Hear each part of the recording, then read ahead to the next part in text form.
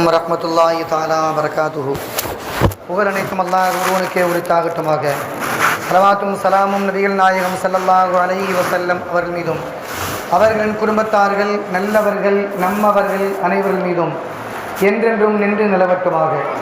அல்லாஹ்வின் மகத்தான கருணையின் காரணத்தினால் இந்த ஓதப்பட்ட வசனங்களிலே அல்லாஹ் சொல்லும்போது மனிதனை எதனால் படைத்திருக்கின்றோம், அவன் இறந்த பின்னாடி மனுஷன் எங்கே போவான், திரும்ப எழுப்பும்போது எப்படி எழுப்புவோம், அல்லாஹ் சொல்லும்போது மின்ஹா ஹலக்னாக்கும், இந்த மண்ணிலிருந்து தான் இந்த மனிதனை நாம் படைத்தோம். இறந்ததற்கு பின்பாக மண் பக்கமாக தான் மனிதன் செல்வான். திரும்ப எழுப்பப்படும் போதும் அந்த மண்ணிலிருந்து தான் எழுப்பப்படுவான். இந்த ஆயத்துக்கு விளக்கம் சொல்லும்போது சொல்லுவாங்க, எந்த கபருடைய மண்ணிலிருந்து நம்மளை அல்லாஹ் படைச்சானோ அதே கபருக்கு தான் நம்ம போவோம். எந்த இடத்துல அல்லாஹ் நம்முடைய படைப்பதற்கான மண்ணை எடுத்தானோ அதே இடத்திற்கு தான் நாம் திரும்ப செல்வோம். நம்மை திரும்ப மறுமையிலே எழுப்பும் நேரத்திலே அதே கபரிலிருந்து தான் அல்லாஹ் எழுப்புவார் என்பதாக சொல்லித் தருவார்கள். உலகத்தில் எத்தனையோ பொருள் இருக்கும்போது அல்லாஹ்வுக்கு மண்ணை தவிர வேறு பொருளே கிடைக்கலையா? வேறு பொருள் அழகாக படைச்சிருக்கலாமே மனுஷனை. உயர்ந்த படைப்புன்னு எல்லாம் சொல்லியிருக்கிறான் மனுஷனை. ஆனால் மனுஷனை படைச்சது மண்ணால் படைச்சிருக்கிறான்னு ஏன் அப்படின்னு பார்த்தோம்னா, இந்த மண்ணுக்கு அல்லாஹ் தஆலா 4 விதமான குணங்களை அல்லாஹ் வைத்திருக்கின்றான். முதல் குணம், எப்போ இருந்தாலும் சரிதான் மறைக்கக்கூடிய தன்மை. எதை அந்த மண்ணுக்குள்ளாக நம்ம கொடுத்தாலும் சரிதான், ஒரு ஜனாசாவை கொடுத்தாலும் சரிதான், ஒரு விதையை கொடுத்தாலும் சரிதான், ஒரு செங்கலை புதைச்சாலும் சரிதான், அந்த மண்ணுடைய தன்மை என்னவென்றால் மறைக்கக்கூடிய தன்மை. எல்லாவற்றையும் மறைத்துவிடும், வெளியே காமிச்சு கொடுக்காது. இதை போல ஒரு மூமியினுடைய குணம் பிறருடைய குணங்களை மறைத்து வாழ வேண்டும். அதன் காரணத்தினால்தான் இந்த மனிதனை அல்லாஹ் மண்ணால் படைத்திருக்கின்றான். இரண்டாவது குணம், உறிஞ்சக்கூடிய தன்மை. அந்த மண்ணில் ஒரு தண்ணியை ஊற்றிட்டோம்னா உடனடியாக அந்த தண்ணீரை உறிஞ்சக்கூடிய ஆற்றலை அல்லாஹ் மண்ணுக்கு வைத்திருக்கின்றான். இதே போன்றுதான் மனிதன் ஒரு தவறை சுற்றி காண்பிக்கக்கூடிய நேரங்களில் அதை ஏற்றுக்கொள்ள வேண்டும்.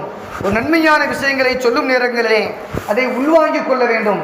நீ என்ன சொல்றது, நான் என்ன கேட்கறது, ஏன் அந்தஸ்து என்ன, ஓ அந்தஸ்து என்ன அப்படின்னு எதிர்த்து பேசக்கூடிய அளவுக்கு வாழ்க்கை அமையக்கூடாது. எதையும் கிரகிக்கக்கூடிய, உள்வாங்கிக் கொள்ளக்கூடிய, உறிஞ்சக்கூடிய தன்மை இருக்க வேண்டும் என்பதை அல்லாஹ் தஆலா அடிப்படையாக வைத்துதான் மனிதனை அல்லாஹ் மண்ணினால் படைத்திருக்கின்றான். ஹஸரத் உமர் ரலியல்லாஹு அன்ஹு மிகப்பெரிய ஜனாதிபதி. அவங்கள்ட்ட சில மக்கள் கேட்பாங்களா, அல்லாஹ்வை பயந்து கொள்ளுங்கள் உமரே அப்படின்னு சொல்லும்போது உமர் ரலியல்லாஹு அன்ஹு சொல்கிறாங்க, எனக்கு சில நேரங்களில் கோபமே வரும். நம்ம ஜனாதிபதி நம்மளை பார்த்து 4 பேருக்கு மத்தியில் கூட்டத்தில் வச்சு அல்லாஹ்வை பயந்துக்கோன்னு சொல்கிறாங்களே அப்படின்னு கோபம் வரும்.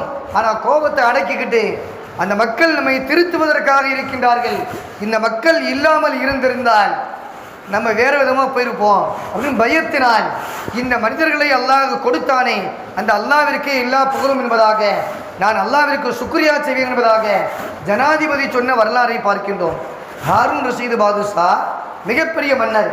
உங்கள் வாகனத்தில் போய்கிட்டு இருக்கும்போது யாராவது நிறுத்தி கேட்பாங்களா, ஹாரூன் ரஷீதே அல்லாஹ்வை பயந்து கொள் என்பதாக சொல்லும் நேரத்திலே ஹாரூன் ரஷீது பாதுஷா சரின்னு சொல்லிட்டு அந்த வாகனத்திலிருந்து கீழே இறங்குவாங்களாம்.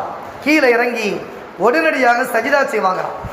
மக்கள் கேட்பாங்களா, உங்களுடைய அடிமை, நீங்கள் எஜமானன், உங்களுடைய அடிமை உங்களை பார்த்து அல்லாஹ்வை பயந்து கொள் என்பதாக சொல்லுகின்றார்.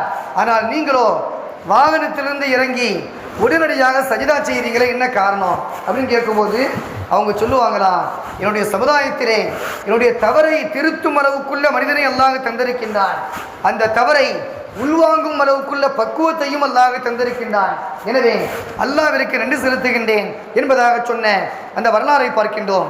அதே போல மூணாவது மண்ணுடைய குணம் என்னன்னா பிரதிபலிக்கக்கூடிய குணம். பூமிக்குள்ள ஒரு விதையை நாம் போட்டோம் என்றால் அல்லது ஒரு செடியை உள்ளே நட்டி வைத்தோம் என்றால் சில காலங்கள் கழிந்ததற்கு பின்பாக அது வெளியே விடக்கூடிய ஒரு சூழ்நிலையை பார்க்கின்றோம். அதை நம்பி விட்டதன் காரணத்தினால் ஏதோ பிரதிபலிப்பை ஏற்படுத்தக்கூடிய ஒரு மாற்றத்தை பார்க்கின்றோம். மூமினுக்கு இருக்க வேண்டிய மூன்றாவது குணம், ஒரு மனிதன் இன்னொரு மனிதனுக்கு ஏதாவது உபகாரத்தை என்றாவது செய்திருந்தால் அந்த மனிதனுக்கு குறைந்தபட்சமாக துஆவாவது செய்ய வேண்டும் என்பதை மார்க்கம் சொல்லித்தரக்கூடிய அந்த செய்திகளை பார்க்கின்றோம். நான்காவது குணம், மண்ணுக்குள்ள யதார்த்தமான குணம், பணிவு என்று சொல்லக்கூடிய குணம். இந்த பணிவு இருந்ததன் காரணத்தினால்தான் எவ்வளவு உயரமாக மண்ணை தூக்கி போட்டாலும் சரிதான், அந்த மண் திரும்ப வருது கீழே தான் வரும். பணிவின் காரணமாக கீழே வரும். ஆனால் நெருப்பு இருக்கின்றதே, அதை பற்ற வைத்தால் மேல் நோக்கி சென்று கொண்டே இருக்கும்.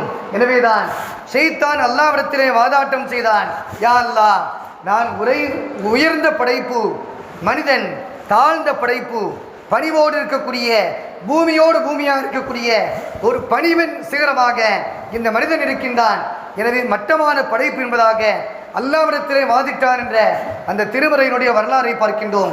எனவே அல்லாஹ் நம்மை மண்ணால் படைத்தான் என்பது மட்டுமல்ல, இந்த மண்ணுடைய குணமாகிய இந்த 4 குணங்களையும் நமக்குள்ளாக நாம் கொண்டு வர வேண்டும். அப்படிப்பட்ட உன்னதமான உயர்ந்த வாழ்க்கை வாழக்கூடிய தௌஃபீகை பெற்ற சீதேவிகளாக அல்லாஹ் நம்மையும் நம்முடைய சந்ததிகளையும் அல்லாஹ் வாழச் செய்தல்வானாக. ரமதானுடைய எல்லா நன்மைகளையும் முழுமையாக அடைந்து அல்லாஹினுடைய முழுமையான ரஹ்மத்தை பெற்று வாழக்கூடிய சீதேவிகளாக அல்லாஹ் வாழ வைத்தருள்வானாக. வாஹிர் தஅவானா அனில் ஹம்துலில்லாஹி ரப்பில் ஆலமீன். அஸ்ஸலாமு அலைக்கும் வரஹ்மத்துல்லாஹி வபரகாத்துஹு.